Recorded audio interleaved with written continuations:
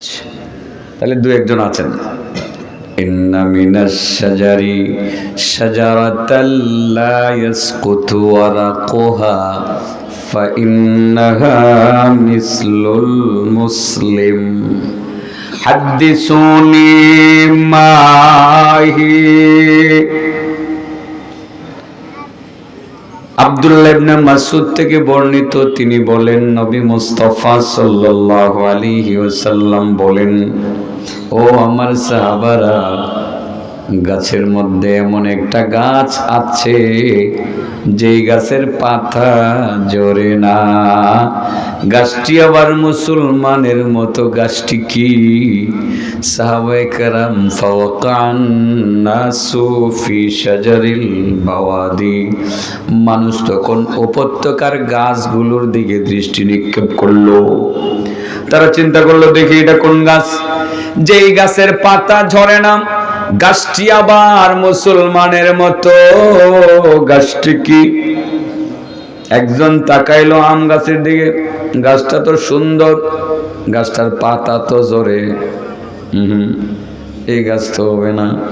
আরেকজনে হয়তো বা তাকাইলো নারকেল গাছের দিকে, হ্যাঁ এই গাছের তো পাতা ঝরে না, তবে গাছটি দেখতে তো মুসলমানের মতো লাগে না। মুসলমানের মাথায় পাগড়ি আছে, থুতায় দাঁড়িয়ে আছে, মুসলমান নড়াচড়া করে, আল্লাহরে ডাকে। গাছের পাতা ঝরে না বুঝলাম, কিন্তু দেখতে তো মুসলমানের মতো না। হয়তো বা কেউ তাকাইলো সুপারি গাছের দিকে, সিদ্ধান্ত নিতে পারল না। কেউ তাকাইলো খেজুর গাছের দিকে, তারপরেও সিদ্ধান্ত নিতে পারল না।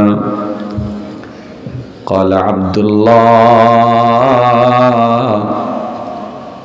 আব্দুল্লাহ ইবনে মাসউদ বলেন, আব্দুল্লাহ ইবনে মাসউদ বলেন, ওয়া ওয়াকা ফি নাফসি ইন্নাহা নাখলা।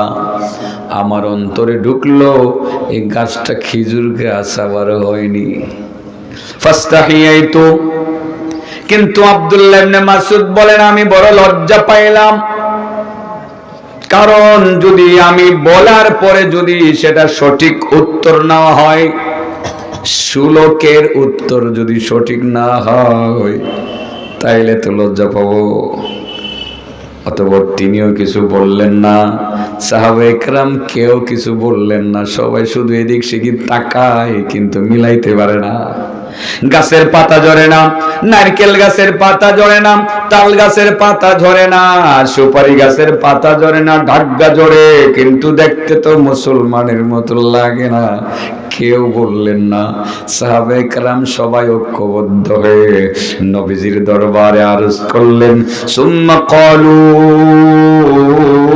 হাদ্দিসনা মা হিয়া ইয়া রাসূলুল্লাহ ক্বালা হিয়া নাখলা। সাহাবায়ে কেরাম সবাই আবার বুদ্ধি কইরা বললেন, নবী গো, আমরা বুঝতে পারতেছি না এটা কোন গাছ, যে গাছের পাতা ঝরে না, গাছটি আবার মুসলমানের মতো। গাছটা কি নবী? আমরা জানি না, দয়া করে আপনিই বলে দেন এই গাছটা কি। আল্লাহ রাসূল এক কথাই বলে দিলেন, হিয়ান নাখলা। ওই গাছটা হলো মূলত খেজুর গাছ। আমি এই শুলক আর খেজুর গাছের ওয়াজ কি বুঝাইতাম আপনাকে, রাহেন না দেখি, কিছু পাওয়া যায়নি দেখি হেন। আল্লাহ রাসূল বলেন এই গাছটা হলো খেজুর গাছ, এই গাছের পাতা ঝরে না, গাছটা আবার মুসলমানের মতো। খেজুর গাছের তুলনা মুসলমানের সাথে দেওয়া হয়েছে। মুসাব্বা আর মুসাব্বা বিহি, এর মধ্যে ন্যূনতম একটু মিল তখন লাগে না? ও ভাই সাহেব, যেরকম জায়দুন কাল আসাদি, আমরা আরবিতে বলি জায়েদ বাঘের মতো। আসলে কি বাঘের একটা লেজ আছে, জায়েদেরও কি লেজ আছে, কিন্তু এক দিক দিয়ে মিল আছে। কোনটা? জায়দুন কাল আসাদি ফিস সুজাতি, মানে বাহাদুরির ক্ষেত্রে, বীরত্বের ক্ষেত্রে জায়েদ একেবারে বাঘের মতো সাহস টাকারে কয়। তাহলে একদিকে মিল আছে, আছে না? তো খেজুর গাছের লগে মুসলমানের মিলটা কোন দিক দিয়ে? আমি তো কোনো দিক দিয়ে দেখি না বাহ্যিক দৃষ্টিতে।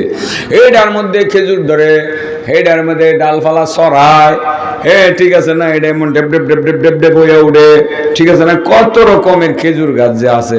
এটা আবার মুসলমানের মতো হইলো কিভাবে? হ্যাঁ, আল্লাহ রাসূল মুসলমানের তুলনা খেজুর গাছের সাথে, খেজুর গাছের তুলনা মুসলমানের সাথে কেন দিলেন? এই প্রশ্নের উত্তর জানার দরকার আছে না নাই? এই জায়গাতে আমার ওয়াজ, এই সুলভটাই আমার ওয়াজ। কিছু কথা শূন্য আমল করবেন, আশা করি কিছু পাইবেন। খেজুর গাছের সাথে মুসলমানের সম্পর্কটা যে কি, বিভিন্ন ব্যাখ্যাকারকগণ লিখেছেন অনেকভাবে। আমি ব্যক্তিগতভাবে এগুলো বিভিন্ন কিতাব থেকে গবেষণা করে বের করেছি যে খেজুর গাছের সাথে নবীজি তুলনা দিয়েছেন মুসলমানকে, মুসলমানের তুলনা খেজুর গাছের সাথে কেন? যেহেতু এই হাদিসগুলো আমাদের পড়াতে হয়, আমরা হাদিসের শিক্ষক, ছাত্র জিজ্ঞাসা করবে যে মুসলমানকে খেজুর গাছের সাথে কেন তুলনা দিলেন, খেজুর গাছকে মুসলমানের সাথে কেন তুলনা দিলেন? এই প্রশ্নের উত্তর তো আমাদের দিতে হবে। সেই কারণে নানান কিতাব অবজারভেশনের মধ্যে এনে এখান থেকে বের করে সান্নির্যাস একটা উত্তর আমাদের দেওয়া লাগে। ঠিক এইরকম একটা উত্তর আমি আপনাদের সামনে ইনশাল্লাহ আজকে দিব, যে নবীজি খেজুর গাছের সাথে মুসলমানের তুলনা কেন দিলেন, মুসলমানের সাথে খেজুর গাছের তুলনা কেন দিলেন, এই প্রশ্নের উত্তরটা দিয়ে দিব। খেজুর গাছের সাথে মুসলমানের সম্পর্ক 5 দিক থেকে। কয় দিক থেকে? মনোযোগ দিয়ে শুনেন, আমি স্লো বলতেছি, খুব তাড়াহুড়া করতেছি না। আমি জানি যে তারালের মানুষ ইনশাআল্লাহ কিছুক্ষণের মধ্যে আসবে, মাঠটা ভরে যাবে ইনশাআল্লাহ। কারণ জোয়ান ইয়াং ইয়াং বক্তারা আসতেছে। এদের মধ্যে শুধু বুড়া বলতে গেলে আমি, মুফতি ফয়জুদ্দিন শাহ হুজুর আর হলো সাদিকুর রহমান শাহ হুজুর, এই আমরা কয়জনই বুড়া। আমি 3 নম্বরে আছি বুড়ার মধ্যে, বাকিরা কিন্তু জোয়ান। 2-2.5 ঘন্টা বয়ান করলে গায়ে বাজবে না, মধুর কণ্ঠে আলোচনা করবে। আর আমি তো 45 মিনিট আলোচনা করার পরে আমি কায়ল হয়ে যাই। আমি কি আর বাড়ি? ইদানিং কি শুরু করছি, ওয়াজের বয়স 27 বছর। কয় বছর? 27 বছর আমার ওয়াজের বয়স। তাহলে মোটামুটি আমার আরো কিছু বয়স আছে না, মিলাই কি 50 পার হয়েছে না? মানুষ তো 40-এর পরেই আস্তে আস্তে বার্ধক্যের দিকে ঝুঁকে, আমার তো 50-এর উপরে গেছে গা। অতএব আস্তে আস্তেই বলবো, আপনারা আস্তে আস্তে আয়েন, দেখি কতক্ষণ বলা যায়। আচ্ছা বলেন তো দেখি, গাছের মধ্যে এমন একটা গাছ আছে যে এই গাছের পাতা ঝরে না, গাছটি মুসলমানের মতো। গাছটি কি? খেজুর গাছের সাথে মুসলমানের সম্পর্ক কই দিক থেকে? 1 নাম্বার হলো খেজুর গাছ শ্রেষ্ঠ, মুসলমান শ্রেষ্ঠ। 1 নাম্বার মনে রাখেন, আমি 5টা আগে বলি, ব্যাখ্যা দিব পরে। 1 নাম্বার, গাছের জগতে খেজুর গাছ শ্রেষ্ঠ। 2 নাম্বার, জাতির জগতে মুসলিম জাতি শ্রেষ্ঠ। আলহামদুলিল্লাহ। 1 নাম্বার, খেজুর গাছ শ্রেষ্ঠ, মুসলমান শ্রেষ্ঠ। 2 নাম্বার, খেজুর গাছ মানুষের উপকারে আসে। সত্যিকার মুসলমান শুধু মানুষের উপকার করে, ক্ষতি করে না। 3 নাম্বার, খেজুর গাছ আল্লাহর ভয়ে কান্না করে, তাসবিহ পড়ে। সত্যিকার মুসলমান আল্লাহর ভয়ে কান্না করে, তাসবিহ পড়ে, সুবহানাল্লাহ পড়ে। 4 নাম্বার, খেজুর গাছ নবীর প্রেমে কান্না করে, দরুদ পড়ে। সত্যিকার মুসলমান নবীর ভালোবাসায় আনন্দ ফুর্তি করে না, কান্না করে, বেশি বেশি দরুদ পড়ে। খেজুর গাছের পাতা ঝড় তুফানে ঝরে না। সত্যিকার মুসলমানদের ঈমান শত বাধা বিপত্তি, মামলা মুকদ্দমা, জেল জুলুমেও মুসলমানদের ঈমান ঝরে না। কয়টা হইলো? ওর ব্যাখ্যা দেই। খেজুর গাছ শ্রেষ্ঠ, মুসলমান শ্রেষ্ঠ। খেজুর গাছ শ্রেষ্ঠ কেমনে? খেজুর গাছ শ্রেষ্ঠত্বের অনেক প্রমাণ। খেজুর গাছের ফজিলত কোরআনে হাদিসে সব জায়গায় আছে। আর এক একটা খেজুরের যে কত দাম, কত আইটেমের যে খেজুর, তার যে খেজুরের যে কত শক্তি, রোগ প্রতিরোধ ক্ষমতা, কি পরিমাণ ভিটামিন, কি পরিমাণ আয়রন যে খেজুরের মধ্যে আছে, অন্য ফলের মধ্যে এগুলো নাই। গাছের জগতে খেজুর গাছ শ্রেষ্ঠ, তদ্রূপ মুসলমান এই পৃথিবীর যত জাতি আছে সমস্ত জাতির মধ্যে শ্রেষ্ঠ। মুসলমানদের শ্রেষ্ঠত্ব, আলহামদুলিল্লাহ বলেন। প্রমাণ করার জন্য আপনাদেরকে দু একটা ছোট্ট গল্প শোনাই। আপনারা যে শ্রেষ্ঠ, আগে পরে শোনাইছি, আবারও শোনাই। মুসা নবী তো জলিলুল কদর নবী ছিলেন। উনি যা দেখায় গেছেন দুনিয়াতে অন্য অনেক নবী রাসূল দেখাইতে পারেন নাই। উনি চিন্তা করলেন, আমারে আল্লাহ পাহাড়ে দাওয়াত করে নিয়ে আমার লগে কথা কয়। আল্লাহ যে আমারে লাঠিটা দিছে, লাঠি দ্বারা যা আমি করতে পারি, দুনিয়ার কোন নবী রাসূল তা করতে পারে নাই। কথা ঠিক না বেঠিক? আল্লাহ আমাকে পাহাড়ে দাওয়াত করে নিয়ে কথা কয়। দুনিয়ার কোন নবী রাসূলকে পাহাড়ে দাওয়াত করে এনে আল্লাহ তার সাথে কথা বলে নাই। আমি শ্রেষ্ঠ হইতাম না ওই বড়াগাড়া, আর আমার উম্মত শ্রেষ্ঠ হবে না তো হবে কে? মুসা নবীর দাবি এটা। এই দাবি কইরা তিনি আল্লাহর কাছে গিয়া ডিক্লারেশন আনতে গেছেন যে উনি শ্রেষ্ঠ, ওনার উম্মত শ্রেষ্ঠ। আসলে কি মুসা নবী শ্রেষ্ঠ আর ওনার উম্মতই শ্রেষ্ঠ? এটা একটু প্রমাণ করে দেখায় দেয়। মুসা নবী তো বড় আশা করে সিনাই পাহাড়ে আল্লাহর সাথে যাইতেন, কথা বলতেন। আর লাঠি তো আছে, আর লাঠি আছে না? লাঠি আছে। কোরআনে কি লাঠির কথা আছে? وما تلك بيمينك يا موسى قال هي عصاي أتوكل عليها وأهش بها على غنمي ولي فيها مآرب أخرى আল্লাহ রাব্বুল আলামিন বলছিলেন, মুসা তোমার ডান হাতে কি? মুসা নবী বলছিলেন, মাবুদ ডান হাতের লাঠি, লাঠি দ্বারা আমি গাছ থেকে পাতা পারি, বকরি চড়াই, আরো অনেকগুলো কাজ করি। ওগো আল্লাহ, আমি যখন রাতের অন্ধকারে একা একা চলি, লাঠি আমারে সঙ্গ দেয়, তার সাথে কথা বলতে বলতে আমি আমার গন্তব্যে যাই।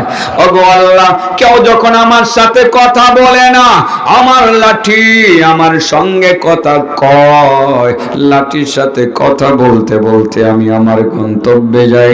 ওগো আল্লাহ, এমন লাঠি তুমি আমারে দিলা, আমি যখন রাতের অন্ধকারে একা একা চলি, আমার কাছে যখন অন্ধকার দূর করার জন্য কোনো টর্চ লাইট বা কোনো আলো থাকে না, আমার লাঠির মধ্যে হাত দিয়ে ঘষা দেওয়ার সঙ্গে সঙ্গে আমার লাঠিটা নিজেই একটা টর্চ লাইটের মতো হয়ে যায়। অতঃপর সেই আলো দেখে আমি আমার গন্তব্যস্থলে চলে যাই। ওগো আল্লাহ, কি সুন্দর একটা লাঠি তুমি আমারে দিলা। আমার যখন পানির পিপাসা লাগে, আমি লাঠি দ্বারা পাথরে আঘাত করার সঙ্গে সঙ্গে পানির ফোয়ারা বের হয়ে যায়, সেই পানি পান করে আমার কলিজা ঠান্ডা করে। ওগো আল্লাহ, আমার যখন প্রচন্ড পেটের ক্ষুধা লেগে যায়, আমার লাঠি বিসমিল্লাহ বলে মাটির মধ্যে গেড়ে ফেলার সঙ্গে সঙ্গে ফল গাছ হয়ে যায়, নগদে ফল ধরে যায়, সেই ফল খাইয়া আমি আমার ক্ষুধা নিবারণ করি।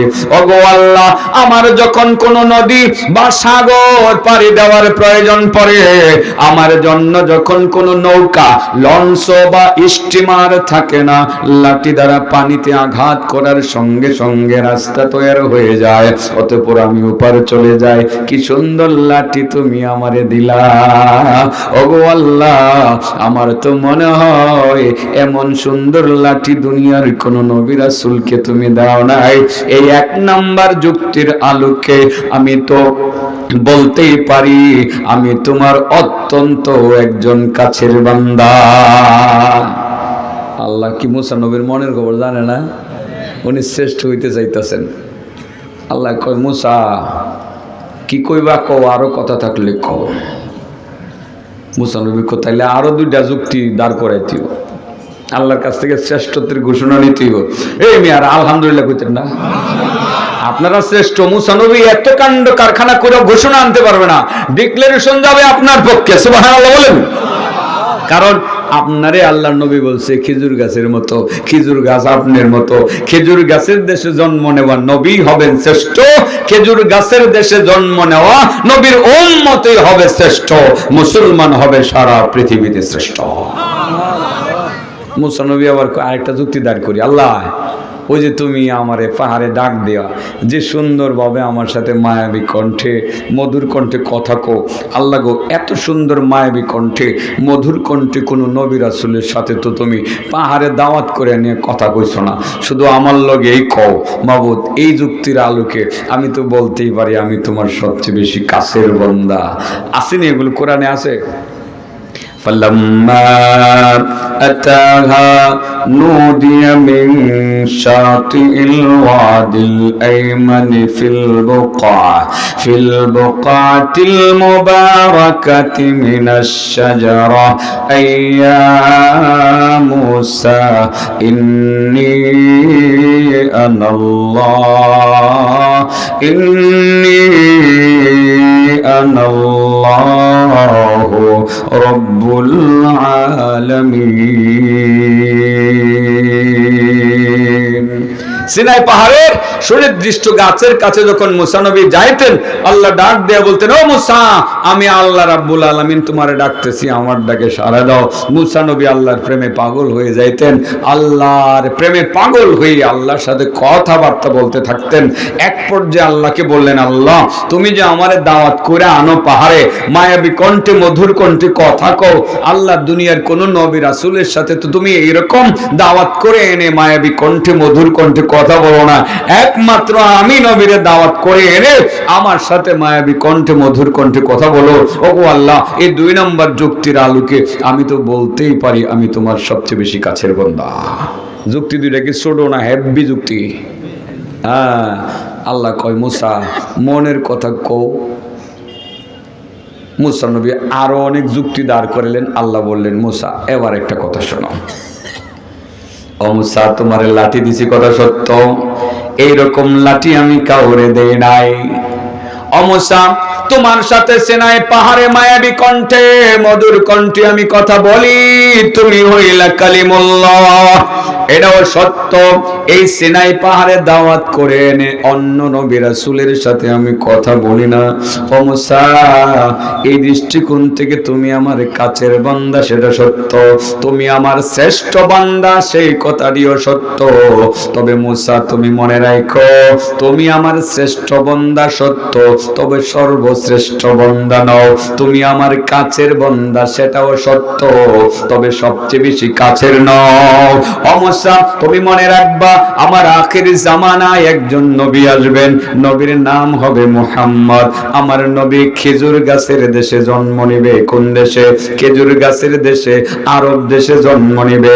ও মুসা, আমার সেই নবী, তার উপরে আমি রমজান মাস নামে একটা মাসে একটা কিতাব নাজিল করব, সেই কিতাবের নাম হবে আল কোরআনুল কারীম। আমার নবী কোরআন তিলাওয়াত করবেন, আমার নবীর উম্মতেরাও কোরআন তিলাওয়াত করবে। ও মুসা, আমার নবী রমজান মাসে রোজা রাখবে, আমার নবীর উম্মতেরাও রমজান মাসে রোজা রাখবে। ও মুসা, তুমি একটা কথা মনে রাখো, আমি যখন সিনাই পাহাড়ে তোমার সাথে মায়াবী কণ্ঠে মধুর কণ্ঠে কথা বলি, আমার মধ্যে তোমার মধ্যে 70,000 পর্দা কাজ করে, 70,000 পর্দা কাজ করে। এক পর্দা থেকে আরেক পর্দার দূরত্ব হলো 1000 বছরের রাস্তা। এমন 70,000 পর্দা ডিঙ্গাইয়া আমার জবানের আওয়াজ তোমার কানের মধ্যে গিয়া লাগে। ও মুসা, তুমি মনে রাখবা, আমার আখির জামানার নবীর উম্মতেরা, সেই নবী এবং তার উম্মতেরা পবিত্র রমজান মাসে রোজা রাখবে।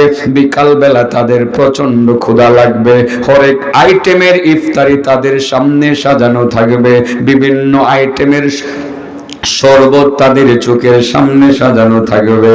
ও মুসা, মনে রাখবা, আমার সেই নবীর উম্মতেরা সূর্য না ডুবা পর্যন্ত একটু পানিও তারা মুখের মধ্যে নেবে না, আমার ভয়ে এক ফোঁটা পানিও মুখের মধ্যে নেবে না। ও মুসা, আমার সেই নবীর উম্মতেরা রমজান মাসে রোজা রাখবে, বিকাল বেলা ইফতারি করতে বসবে। ও মুসা, আমি যখন সিনাই পাহাড়ে তোমার সাথে কথা বলি, আমার মধ্যে মধ্যে 70,000, আমার মধ্যে তোমার মধ্যে 70,000 পর্দা থাকে। সেই পর্দা ডিঙ্গাইয়া আমার আওয়াজ তোমার কানে লাগে, কিন্তু আমার আখিরি জমানার নবীর উম্মত রমজান মাসে রোজা রেখে বিকাল বেলা যখন ইফতারি করতে বসবে, ওই সময়টাই আমি তাদের এতটা কাছে চলে যাব যে, এতটা কাছে চলে যাব যে আমার মধ্যে আর তাদের মধ্যে 70,000 কেন একটা পর্দাও বাকি থাকবে না। এক কথায় মুসা নবীরে বুঝাই দিলেন, মুসা তুমি শ্রেষ্ঠ, সর্বশ্রেষ্ঠ নও, তুমি আমার কাছের বান্দা, সবচেয়ে বেশি কাছের নও। আমার সর্বশ্রেষ্ঠ নবী হবে নবী মুহাম্মদ, আমার উম্মতের, আমার নবীর উম্মত হবে সর্বশ্রেষ্ঠ উম্মত। তুমি শ্রেষ্ঠ, সর্বশ্রেষ্ঠ নও, তোমার উম্মত শ্রেষ্ঠ, সর্বশ্রেষ্ঠ নয়। আমার আখিরি জামানার নবী হবে সর্বশ্রেষ্ঠ, তার উম্মত মুসলমান তারাও হবে সর্বশ্রেষ্ঠ জাতি। সুবহানাল্লাহ বলেন। খেজুর গাছের সাথে মুসলমানের সম্পর্ক কয় দিক থেকে? এক নম্বর, খেজুর গাছ শ্রেষ্ঠ, মুসলমানেরা শ্রেষ্ঠ। আরো প্রমাণ করুন লাগবনি? হ্যাঁ, আরো প্রমাণ করতেই গো। এবার দিলের ভিতর থেকে বলেন আলহামদুলিল্লাহ, আল্লাহ আমরা মুসলমান বানাইছে। আল্লাহরে কিন্তু কেউ আমরা কইছিলাম না যে আল্লাহ মুসলমান বানায় পাঠাও। আল্লাহ নিজে পছন্দ করে আমাদেরকে মুসলমান বানাইছে, আখিরি জমানার নবীর উম্মত বানায় পাঠাইছে। এটা আল্লাহর পক্ষ থেকে সবচেয়ে বড় দয়া, সবচেয়ে বড় দয়া। আল্লাহ এই দয়াটা যে করছে, এই দয়া করা মানেই হলো জান্নাতের উপযুক্ত হয়ে যাওয়া। সুবহানাল্লাহ বলেন। কারণ আপনার জীবনে একবার লা ইলাহা ইল্লাল্লাহ অন্তরে বিশ্বাস করেছিলেন, জবানে উচ্চারণ করেছিলেন, আপনি এবার জান্নাতে যাবেন। হয়তো পাপ যা করেছেন সেই পাপের শাস্তি ভোগ করে কোনো একটা সময় জান্নাতে যাবেন। তার মানে হলো লা ইলাহা ইল্লাল্লাহ বলেছেন মানেই হলো আপনি জান্নাতের প্রাথমিকভাবে উপযুক্ত হয়ে গেছে। সুবহানাল্লাহ বলেন। আল্লাহ আমাকে আপনাকে সেই নবীর উম্মত বানায়া পাঠাইছে, এটা বড় দয়া, আল্লাহর পক্ষ থেকে সবচেয়ে বড় ইহসান। আল্লাহ বলেন ইয়ামুন্নুনা আলাইকা আন আসলামু কুল লা তামুন্নু আলাইয়া ইসলামাকুম বালিল্লাহু ইয়ামুন্নু আলাইকুম আন হাদাকুম লিল ঈমান ইন কুনতুম সাদিকিন। এই আয়াতের শানে নজুল আমি আর বলছি না, শুধু এতটুকু বলি বালিল্লাহু ইয়ামুন্নু আলাইকুম আন হাদাকুম লিল ঈমান। আল্লাহ যে তোমাদেরকে ঈমান আনার তৌফিকটা দিবেন, আল্লাহ এটাই তোমাদের উপরে সবচেয়ে বড় দয়া করছেন। আলহামদুলিল্লাহ, আল্লাহুম্মা লাকাল হামদ ওয়া লাকাশ শুকর হামদান কাসীরান তাইয়িবান মুবারাকান ফীহি। খেজুর গাছের সাথে মুসলমানের সম্পর্ক কয় দিক থেকে? গাছের মধ্যে এমন একটা গাছ আছে যেই গাছের পাতা ঝরে না, গাছটা মুসলমানের মতো। গাছটা কি? খেজুর গাছ। কারণ দেখছো বুড়ে বড় পারে কি গাছ? খেজুর গাছের সাথে মুসলমানের সম্পর্ক কই দিক থেকে? এক নম্বর, খেজুর গাছ শ্রেষ্ঠ, মুসলমান শ্রেষ্ঠ। দুই নম্বর, খেজুর গাছ মানুষের উপকারে আসে, সত্যিকার মুসলমান মানুষের উপকারে আসে। খেজুর গাছ ছায়া দেয়, খেজুর গাছ রস দেয়, ফল দেয়, দেয় কি দেয় না? খেজুরের রস বড় মজা লাগে, শীতের দিনে দেখেন রস খায়া কত মজা লাগে। খেজুর গাছ ছায়া দেয়, খেজুর গাছ রস দেয়, খেজুর গাছ ফল দেয়, দেয় কি দেয় না? মানুষের উপকার করে। সত্যিকার মুসলমান মানুষের উপকার করে। আপনারা কি উপকার করেন? শীতের দিনের উপকার, শীত বস্ত্র বিতরণ করেন, যার যার সাধ্য আছে 8টা 10টা শীতের কাপড় ওই গ্রাম অঞ্চলে গরিব মানুষ যারা কিনতে পারে না এদেরকে দিয়ে আসেন। আমার নবীর উপকারের গল্প আমি তো বহুবার বলেছি, আবারও রিপিট হচ্ছে, বহু আগে বলেছি, দীর্ঘদিন যাবৎ বলি না। ছোট্ট একটা হাদিস আপনাদের সামনে একটু বলি, মনোযোগ দিয়ে শুনবেন বাবা।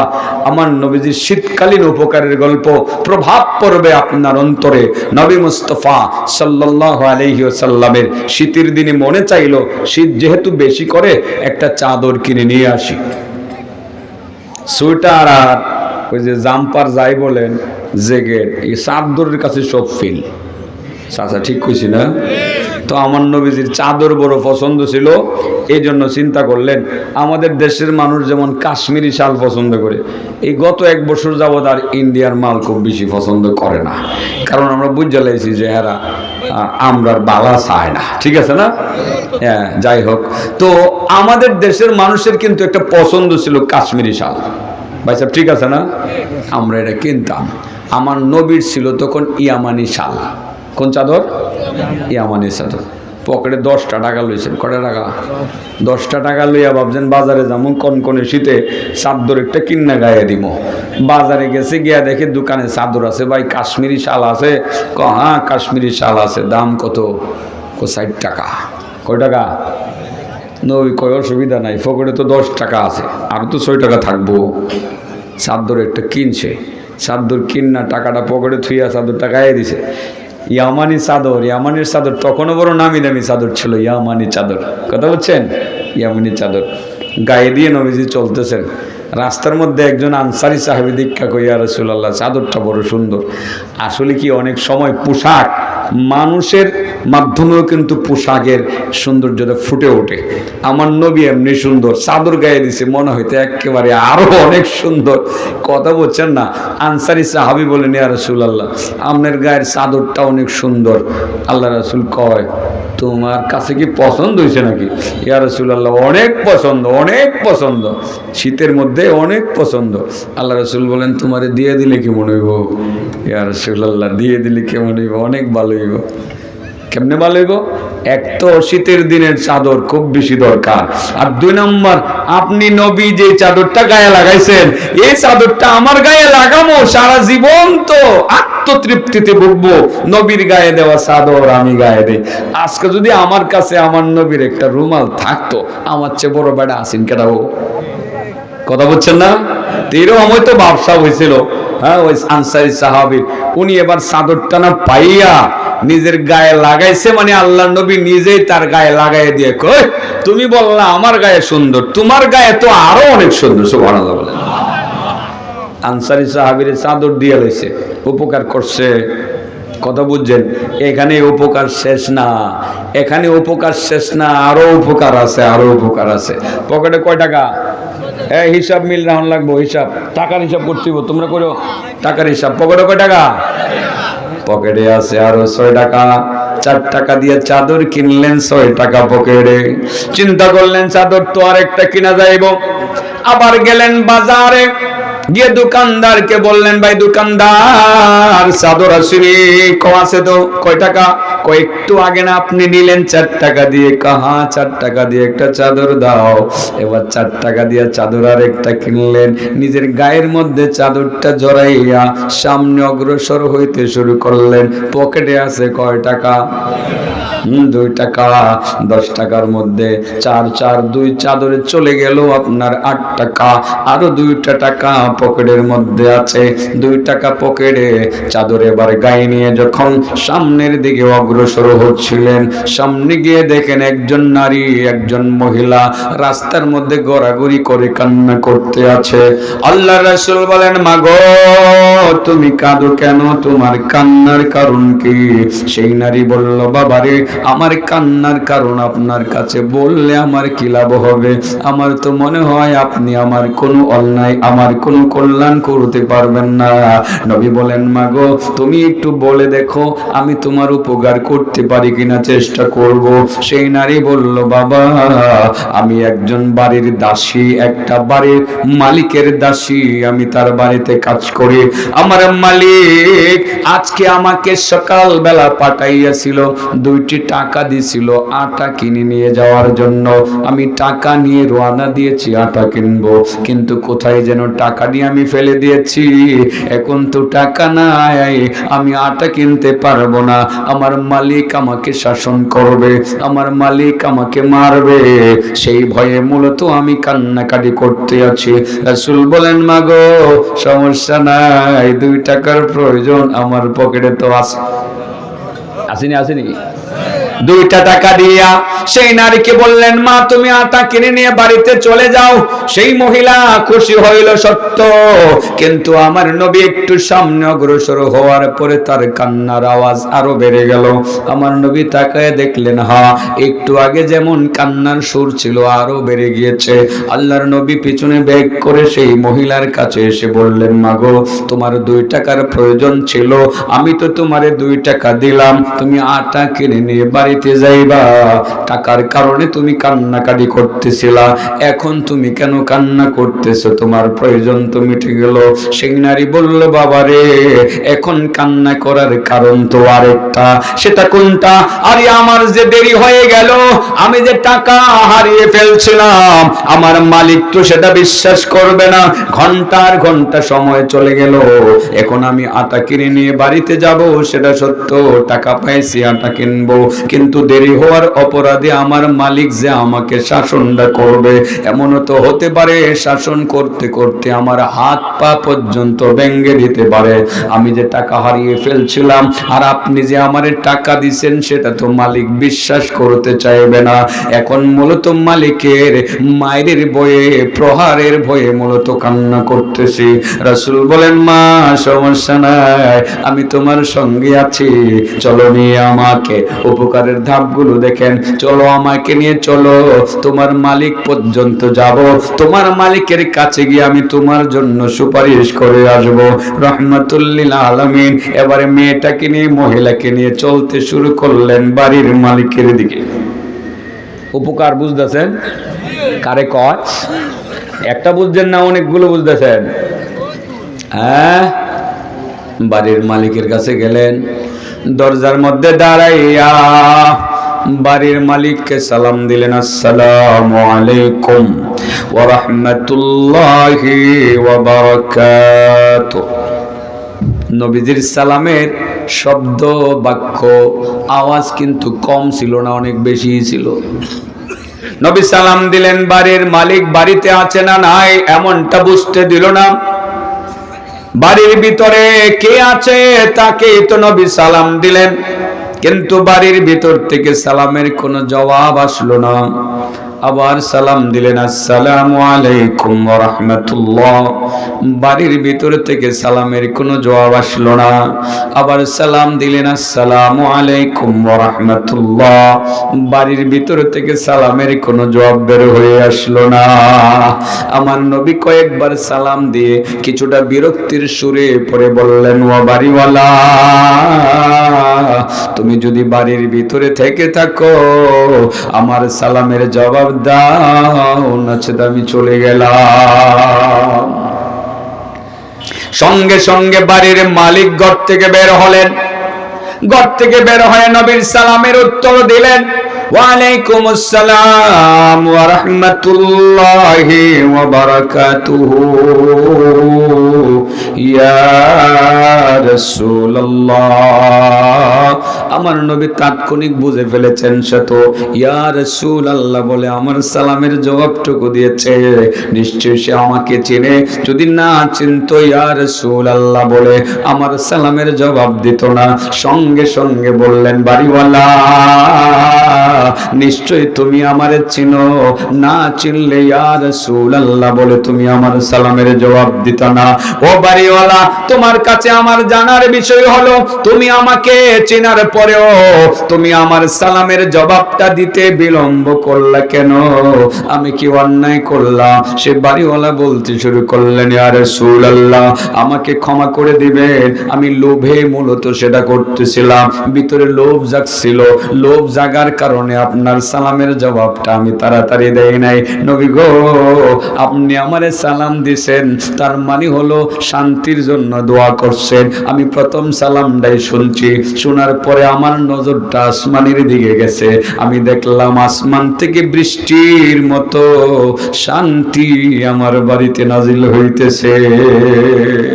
আমি চিন্তা করলাম, আমি তো সালামের জবাব দিব না, শুধু সালাম শুনবো আর আসমান থেকে শান্তি নাজিল হওয়ার দৃশ্য আমি দেখতে থাকবো।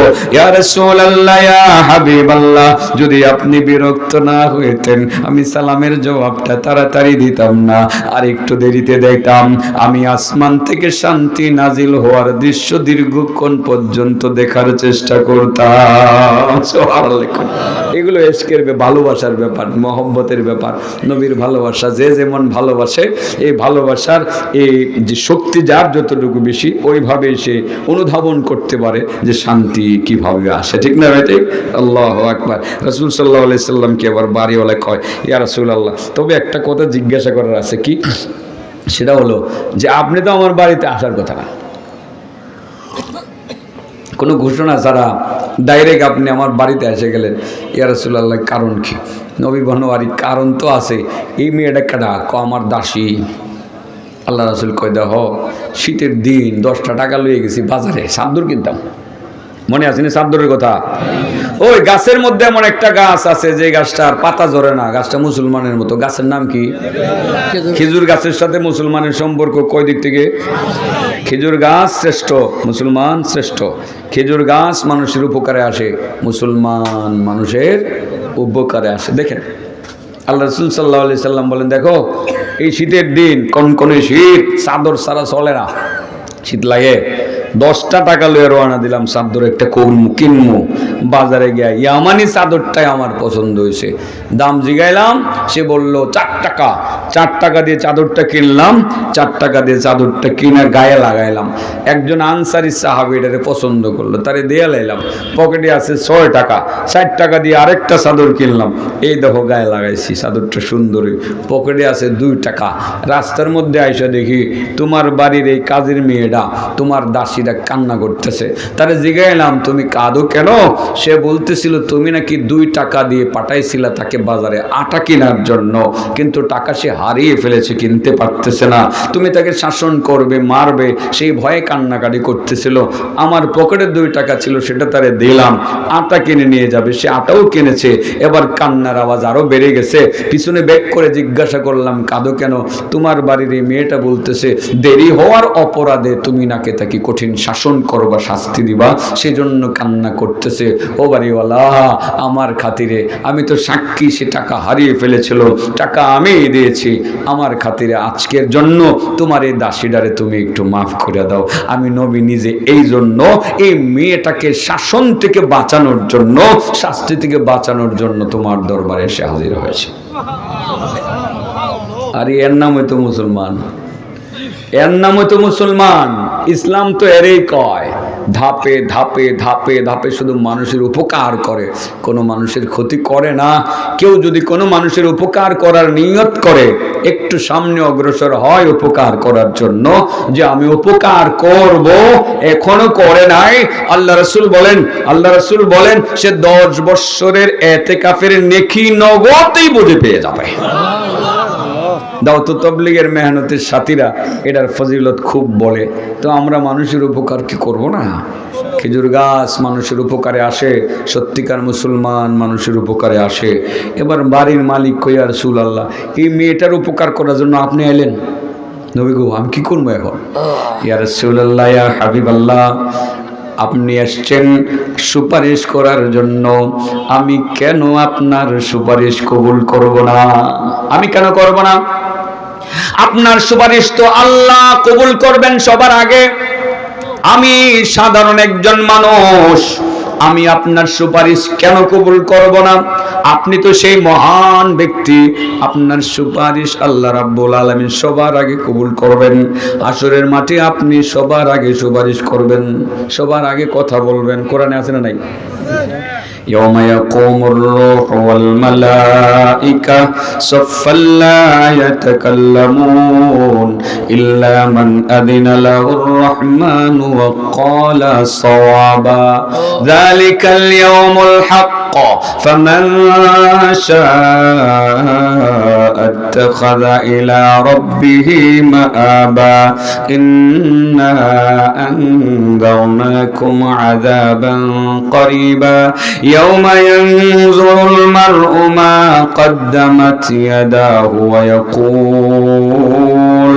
ويقول الكافر يا ليتني كنت ترابا বেশি তেলাওয়াত করছি সওয়াবের আশায় এখানে ইল্লা মান আযিনা লাহুর রহমান ওয়া ক্বালা সাওয়াবা এইটুক বলা আমার টার্গেটে ছিল হাসরের ময়দানে কেউ কথা বলতে পারবে না কোনো আওয়াজ হবে না শব্দটা পর্যন্ত উচ্চারিত হবে না পিন পতন আওয়াজ পর্যন্ত হবে না সবাই স্তব্ধ দাঁড়িয়ে থাকবে সারি সারিভাবে এবং ফেরেশতারা পর্যন্ত দাঁড়িয়ে থাকবে তিনি কথা বলতে পারবেন সর্বপ্রথম যাকে অনুমতি দেওয়া হবে আমরা জানি হাসরের মাঠে সবার আগে যাকে কথা বলার অনুমতি দেওয়া হবে তিনি হবেন আমার নবী আপনার নবী বিশ্ব নবী মুহাম্মদ মুস্তাফা সাল্লাল্লাহু আলাইহি ওয়াসাল্লাম তিনি কথা বলে সুপারিশ যখন করবেন আল্লাহ নবীর সুপারিশ কয়েক দফা কবুল করে নেবেন লাস্টে আমার নবী সুপারিশ করতে করতে আর যখন সহ্য হবে না এক লাফ দিয়ে জাহান্নামের ভিতরে ঢুকে যাবেন জাহান্নামের ভিতরে ঢোকার পর জাহান্নামের আগুন সাইট হয়ে যাবে আমার নবীকে টাচ করার সাহস পাবে না জাহান্নামের ভিতরে ঢুকে উম্মত যেগুলো জলে পুড়ে আঙ্গার হয়ে গেছে পাথর আর মানুষ একাকার হয়ে গেছে পুড়তে পুড়তে সেখান থেকে উম্মতগুলোকে ধরবেন ধরে এনে নাহরুল হায়াতে নিয়ে যাইবেন সাগরের পারে নদীর পারে সেখানে বাবা যেমন আদর যত্ন করে সন্তানকে গোসল করায় তেল মালিশ করে উম্মতগুলোকে গোসল করিয়ে তেল মালিশ করে নবী মুস্তাফা সাল্লাল্লাহু আলাইহি সাল্লাম জান্নাতে দিয়ে আসবেন আমরা সেই নবীর উম্মত আলহামদুলিল্লাহ বলি সেই বাড়িওয়ালা বলেন ইয়া রাসূলুল্লাহ আমি কেন আপনার সুপারিশ কবুল করব না আমি কবুল করে নিলাম আপনার খাতিরে আমি কি করব আমি শুধু তাকে প্রহার করব না এই অঙ্গীকার শুধু করব না আরো করতে চাই নবী গো তাকে আর আমি দাসী রাখতে চাই না আজ থেকে আমি স্বাধীন করে দিতে চাই আমার অন্য দুই চারটা সন্তান আমার জন্য যেমন আজ থেকে ওই মহিলাটা ওই মেয়েটাও আমার জন্য তেমন তাহলে তিনি উপকার করলেন না আমার নবীর উপকারের গল্প শীতকালীন উপকারের গল্পটা কেন বললাম একটু চাদর আর কম্বল দিয়া এই শীতার্ত মানুষের পাশে দাঁড়ানোর সুযোগ থাকলে একটু দাঁড়ায়েন বাবা এই গ্রাম অঞ্চলের মানুষগুলো যারা শীত বস্ত্র পায় না শীতে অনেক কষ্ট করে আপনার 300 টাকা দামের একটা কম্বল তাকে অনেক সাহায্য করতে পারে আপনি 20টা কম্বল কেনার তৌফিক আছে আপনি চলে যান সেই দুর্গম অঞ্চলে আপনি একদিন গিয়ে কম্বলগুলো বিতরণ করে আসুন নিশ্চয়ই আপনি উপকার করলেন প্রতিটা উপকারের এগেনস্টে 10 বছরের ইতিকাফের নেকিও আপনি পেয়ে গেলেন তবে আপনি খেজুর গাছের মতো হইলেন সুবহানাল্লাহ বলেন আমি শেষ করব আর 2-3 মিনিটের মধ্যে ইন্না মিনাশ শাজারি শাজারাতাল লা ইয়াসকুতু ওয়ারাকুহা ফাইন্নাহা মিসলুল মুসলিম হাদিসুনি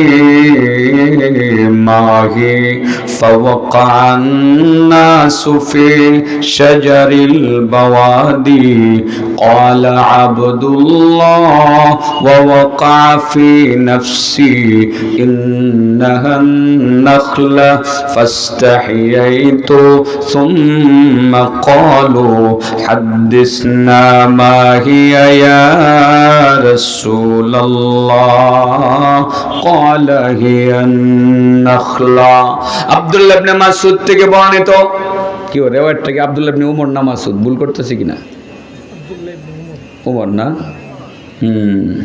আব্দুল্লাহ ইবনে উমর হইতে পারে আন ইবনে ওমর সহিহ বুখারীর riwayat একটু ভুল হইতে পারে হযরতে আব্দুল্লাহ ইবনে ওমর থেকে বর্ণিত আব্দুল্লাহ ইবনে ওমর মাসউদ নি হয় আচ্ছা ওই লইব না একটা দিকালেন গে কিতাব আমি বহু আগে পড়াইছি ভুলে গেছি জানেন আমার একটু প্রথম কিতাবুল ইলমের শুরুতেই বাবুন তারহুল মাসআলাতি আলাল আসহাব লিয়াখতাবিরা মা ইনদাহুম মিনাল ইলম এটা হলো তরজমাতুল বাব যে মানুষকে প্রশ্ন করে মাঝে মধ্যে তাদের জ্ঞান সম্পর্কে অবগত হওয়া এই অধ্যায় মানে শ্লোক বুঝাইতে পারছি কথাটা শ্লোক বুঝেননি আমার মাইয়া আমার এদিন আব্বু আমার একটা বাগান আছে এই বাগানে আমি সবাইকে ডুবতে দিব কিন্তু কাউকে ডুবতে দিব না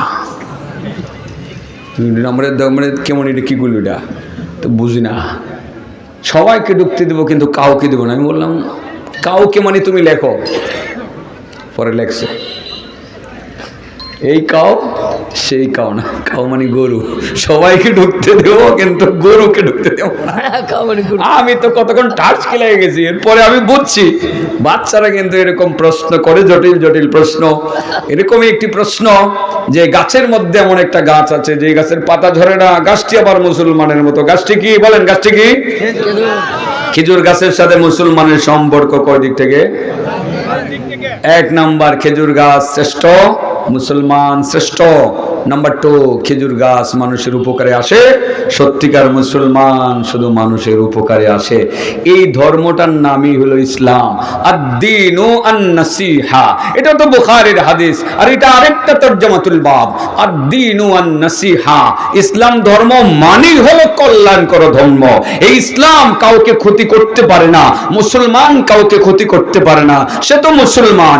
আল মুসলিমু মান সালিমাল মুসলিমুনা মিন লিসানিহি ওয়া ইয়াদিহি, সত্যিকার মুসলমান তো ওই ব্যক্তি যার জবান এবং হাতের অনিষ্টতা থেকে অন্য মুসলমান নিরাপদ থাকে।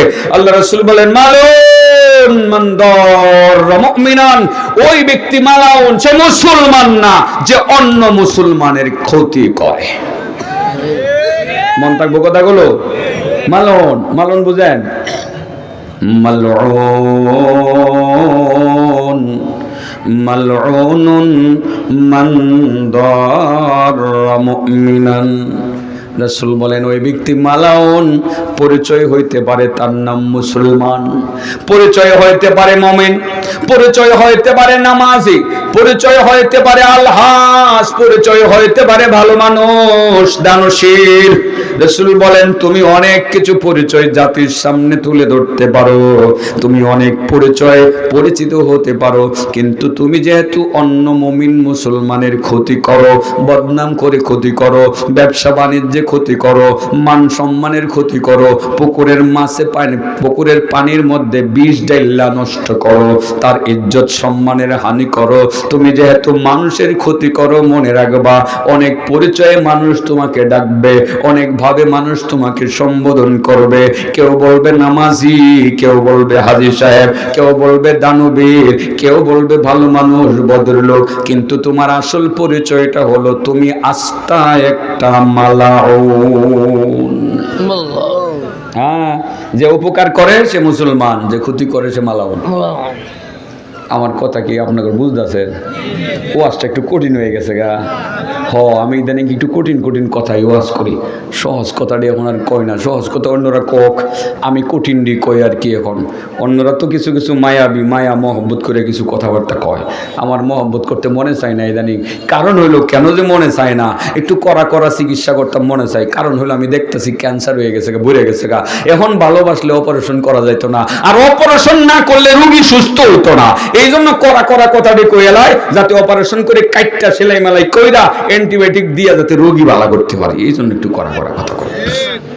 সমস্যা তো এই জায়গায় বাবা, মুসলমান প্রতিবেশীর ক্ষতি করেন, রাস্তাঘাট বন্ধ করে দিয়েছেন, পানি আনতে দেন না, পুকুরে যাইতে দেন না, আপনি নদীর ঘাটে যাইতে দেন না, জমিন কাটটা দখল করে লাইছেন। ইদানিং আপনার ক্ষমতা একটু বাইরে গেছে, ব্যবসা বাণিজ্য সব দখল করছেন, সব দখল করে লাইছেন। আল্লাহ রাসূল বলেন তুমি ভালো মানুষ না। এই ভাই পরের যিনি কথা আসবেন, আসছেন? আচ্ছা নিয়ে আসেন, আমি গুছাইতেছি, শেষ হয়েছে না, আর 2-3 মিনিট লাগবে। আব্দুল্লাহ ইবনে ওমর, মাশাআল্লাহ। এই যে দেখো, এই যে এখনকার হুজুররা বড় স্মার্ট, বাইর করে লাইছে এই মোবাইল থেকে হাদিস।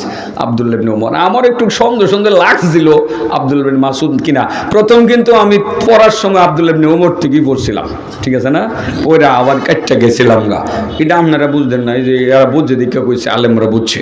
মানে একটা নাম, হাদিসটার বর্ণনাকারী কে, আব্দুল্লাহ ইবনে মাসউদ নাকি আব্দুল্লাহ ইবনে ওমর? আব্দুল্লাহ ঠিক আছে, আব্দুল্লাহ ঠিক আছে, মাশাআল্লাহ, জাযাকাল্লাহ হাক্কাল জাযা, বারাকাল্লাহু ফি হায়াতিক ওয়া বারাকাল্লাহু ফি ইলমিক। আমিন বলেন, আমিন বলেন। কদ্দুর গেছিলাম চিকিৎসা করব? জি। হ্যাঁ, রাস্তাঘাট বন্ধ করে দেন, রাস্তাঘাট বন্ধ করে দিন। আছেন না এরকম? বাড়িঘর দখল করছেন, আছেন না এরকম? অনেক সুযোগ আছে, এখন দখল করার, কষ্ট দিতেছেন। আল্লাহ রাসূল বলছে না, তুমি মুসলমান বললে পরিচয় দিতে পারো, কিন্তু তোমার আসল পরিচয় মালাউন। আসল পরিচয় কি? মালাউন। মালাউন হমু না সত্যিকার মুসলমান হমু? সত্যিকার মুসলমান হইতে গেলে খেজুর গাছের মতো মন লাগবো। কার মতো? খেজুর গাছ উপকার করে, সত্যিকার মুসলমান মানুষের উপকার করে, কোনো ক্ষতি করে না। ক্ষতি করার তো অনেক সাইড আছে, আমি আগে বলে বলছি, একটা সাইড বললে দিই বাবা। আপনাদের এই গ্রামটার নাম তারাইল শৈলাটি, শৈলাটি। আর আপনাদের এই দিকে একটা রায়টুটি আছে না, রায়টুটির থেকে এনে আইছে এক ভদ্রলোক, বুড়া মানুষ, এইদিকে ঘুরে ঘুরে পরে পাইছে হাজি সাহেবের। হাজি সাহেব আপনার বাড়ি শৈলাটি? হ্যাঁ। আপনার বাড়ি রায়টুটি? ভাই এখন কে লিখে আইছেন রায়টুটির মানুষ? আইসি যে পাশের বাড়ি, ওই যে এই বাড়িটা আছে না, এই বাড়ির যে আব্দুল কবির আছে না, আব্দুল কবিরের মাইয়াটার লগে আমার ছেলের বিয়ে শাদীর আলোচনা হইতেছে। এখন আইসি যে একটু জানতাম যে এরা লোক কেমন, মেয়েটা কেমন, আর বাপ মা কেমন, ভালো না মন, একটু যাচাই করার জন্য আসছে আর কি। আপনি যেহেতু হাজি সাহেব, আপনার কাছ থেকে একটু জানলাম, আপনি যদি কিছু বলতেন। আমার এলাকায় আইসেন, আপনি আমার কাছে আইসেন, জানতেন তো জানবেন। এরা লোক খারাপ না, ভালোই। মেয়েটাও বেশ সুন্দরী, আর মেয়ের বাপও ভালো ব্যবসায়ী, টাকা পয়সা ভালো আছে। নানির বাড়ি তো হেরা ধনী হই, তো মেয়েটাও ভালো, ভালোই তো বলতে হয়। এলাকাতে আইসেন, কিন্তু আপনি যেহেতু আমার বিশ্বাস করছেন, একটা কথা না কইলে আবার নেই আমানতের খেয়ানত হয়ে যায়। তো এটা কি কই শুনছিলাম, মেয়েরা বলে এক সপ্তাহ আগে ফাওয়া গেছিল না, কই বলে গেছিন গা, বিয়েটা হইব না ভাঙবো? হ্যাঁ, আপনি হাজি সাহেব, আল্লাহ রাসূল কয় তুই মালাউন, ঠিকই? আরে তুমি মালাউন, তুমি ইচ্ছা করে বিয়াটার মধ্যে বাঙ্গুনি দিছো। এই রায়টুটির বেলা শহরের মাইয়া এলিকেই পছন্দ না, জায়গা শহরের মাইয়া এই লেগাই পছন্দ না। আমার পুত্রের এনে বিয়ে করাইতাম না, এক সপ্তাহ পাওয়া গেছে না, কই গেছি? বাইক গিয়ে গেছিন, বিয়া হইব না ভাঙবো? মাল্লুন মানদার মুমিনান, ওই ব্যক্তিকে মালাউন বলে যে ব্যক্তি অন্য মুমিন মুসলমানের ক্ষতি করে। কি করে? সত্যিকার মুসলমান উপকার করে না ক্ষতি করে?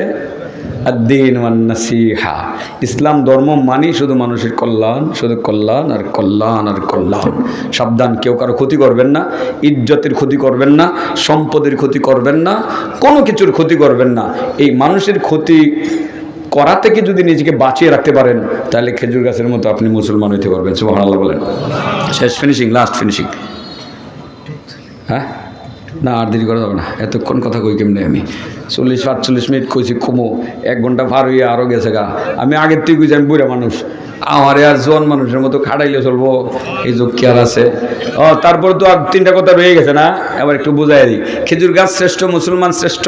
খেজুর গাছ মানুষের উপকারে আসে, সত্যিকার মুসলমান মানুষের উপকারে আসে। নাম্বার 3, খেজুর গাছ আল্লাহর ভয়ে কান্না করে তাসবিহ পড়ে।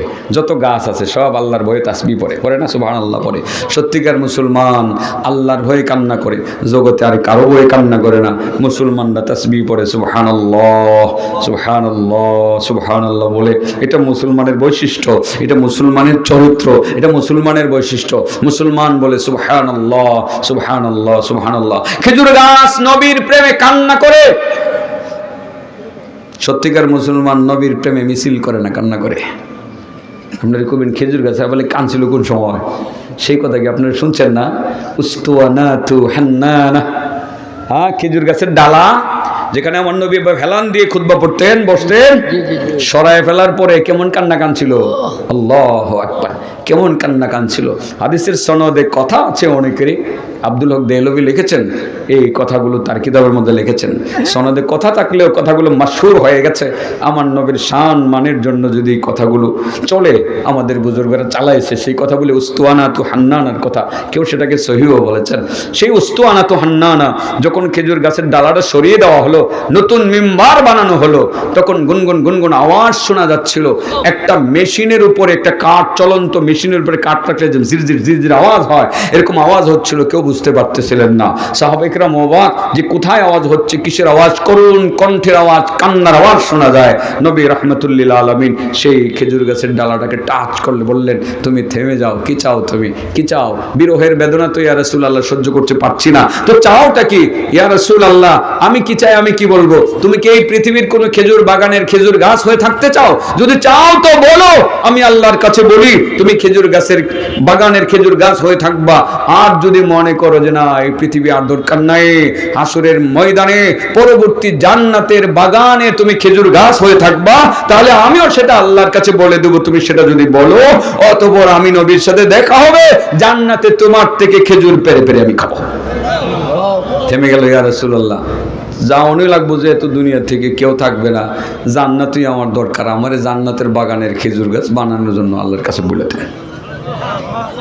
ওখানেও সেই খেজুর গাছ নবীর প্রেমে কান্না করে দরুদ পড়ে। সত্যিকার মুসলমান নবীর প্রেমে কান্না করে দরুদ পড়ে না, আনন্দ করে মিছিল করে। আমগো দেশের মানুষ তো বেশি বেশি না, আপনাদের তারালে আছে কিনা জানি না, দেখবেন ঈদে মিলাদুন নবী নামে একটা দিবস পালন করবো, হ্যাঁ আনন্দ ফুর্তি করে।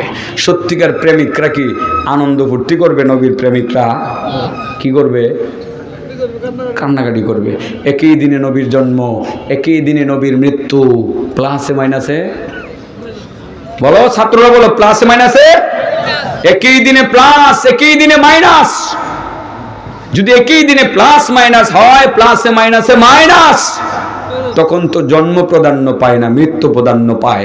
বাবার জন্ম তারিখ 12 তারিখ, বাবার জন্ম তারিখ, মৃত্যুর তারিখ 12 তারিখ। 12 তারিখ আসলে কি জন্ম তারিখ পালন করবেন না মরণের কথা মনে পড়বে? হ্যাঁ, তাহলে নবীর মৃত্যুর কথা মনে পড়লে কি আনন্দ আসতে পারে না? কান্না, কান্না আর কান্না, এটা ভালোবাসার লক্ষণ। কোটে গেল? 60 গেছে গা। 5 নাম্বার, খেজুর গাছের পাতা ঝড় তুফানে ঝরে না, সত্যিকার মুসলমানের ইমান ঝড় তুফানে ঝরে না। সাহাবায়ে কেরামের ইমান কি ঝরছে? বিলালের শাস্তির কথা মনে আছে? কি পরিমাণ মার বলছে, আহাদ আহাদ আহাদ বলেছে বারবার। কত মার, একটিবার বলো মুহাম্মদকে মানি না। আহাদ আহাদ আহাদ, শত মার খাওয়ার পরেও তিনি ইমান থেকে এক চুল পর্যন্ত বিচ্ছুরিত আর ঘটে নাই। হযরত বেলাল ঠিক সত্যিকার মুমিন, যত নির্যাতন জেল জুলুম আসুক না কেন তার ইমান ঝরবে না। সত্যিকার মুমিন তার ইমানের উপর অটল থাকবে। খেজুর গাছের পাতা যেমন ঝড় তুফানে ঝরে না, সত্যিকার মুসলমানের ইমান ঠিক সেই রকম ঝড় তুফানে ঝরে না। আমি কি বুঝাইতে পারছি কথাগুলো? এবার শুরু থেকে একটু ফিনিশিং এ যাই, 1 মিনিট লেগে যাক।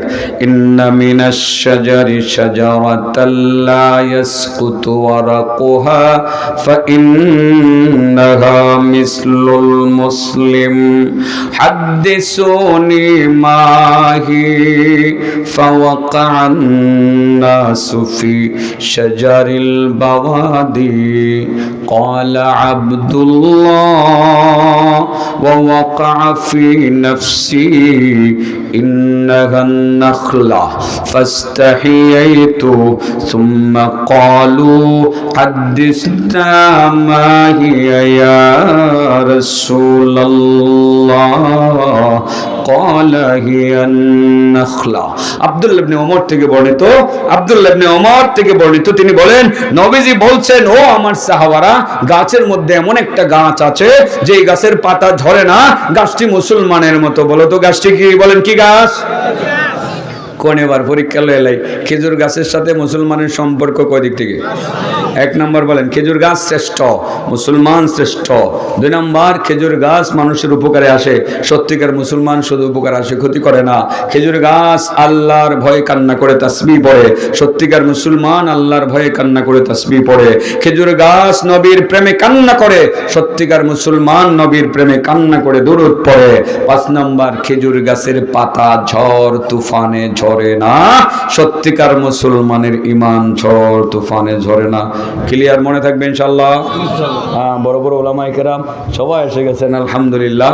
এবার আপনারা বয়ান শুনবেন।